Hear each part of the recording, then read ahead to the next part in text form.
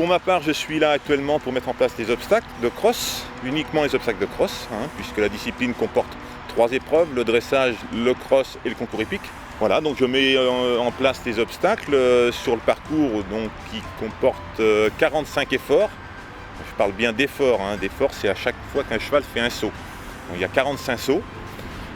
Voilà, sur l'ensemble du parcours qui fait presque 6000 mètres de long. La diversité du parcours, c'est qu'il y a plein de choses. Il y a des obstacles en hauteur, des obstacles avec des haies comme ça, il y a des sauts dans l'eau, enfin voilà, c'est vraiment très diversifié. Le cross-country, c'est un parcours dans la nature et si vous voulez, le but c'est de rencontrer des obstacles dits naturels, entre guillemets, parce que c'est plus tout à fait naturel puisque c'est nous qui les construisons, mais ça rappelle un petit peu ce qu'on peut trouver dans la nature. Il y a ça quelques décennies, les obstacles étaient encore fabriqués sur place, c'est-à-dire qu'on mettait des poteaux en terre, on construisait tout sur place. Depuis maintenant 10-15 ans, on fait des obstacles qu'on appelle des portables, c'est-à-dire des obstacles qu'on fabrique en atelier, qui sont malgré tout très lourds, puisque des obstacles comme ça, c'est quand même très, très volumineux.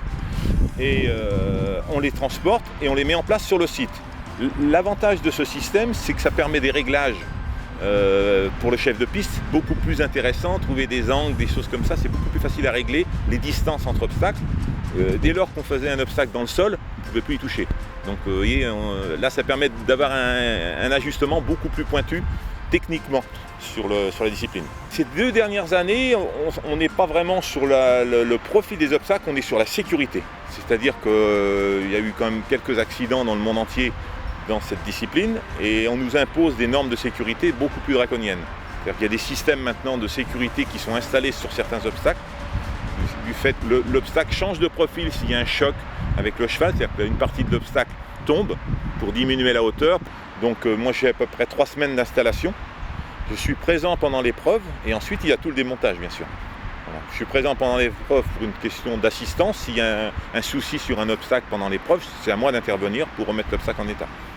À ce niveau-là, 4 étoiles, il y a 6 épreuves au monde. C'est la seule en France, donc il faudrait vraiment essayer de faire quelque chose qui soit original, esthétique, pour attirer un maximum de public.